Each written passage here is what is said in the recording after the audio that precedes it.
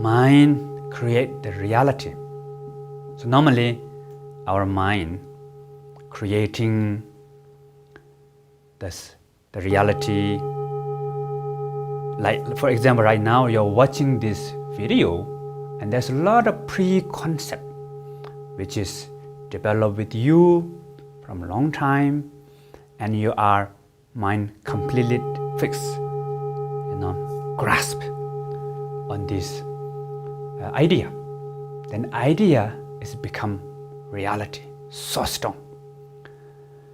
So, for example, let's say if you want to go out of the house and behind the door, one of your friend wearing tiger costume, look like tiger. And if you are afraid of tiger, normally, in general, you are afraid of tiger.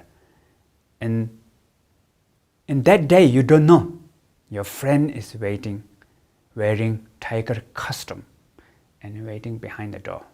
So you're just, slowly walking, maybe singing song, and then you open the door when you go out, and your friend say, "Whoa," and you will have strong fear, almost like you're gonna faint now. But if you know your friend is waiting behind the door, wearing tiger costume, so you may go, walk slowly and open the door, same with the singing the song. When your friend say, "Wow," you may laugh. And then your friend thought, "Oh, just me, not enough." So your friend invite another friend, 2, 3, 4 of them. They all together and jump on you. For you, it's okay. This is the tiger costume. This is also tiger costume. So the knowledge, the understanding become more clear.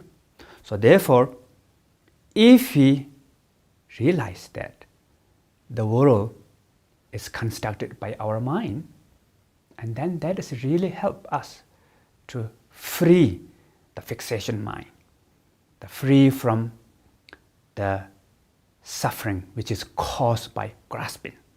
So we feel more open, spacious, and we will have some kind of like the confident feeling of comfort comes inside.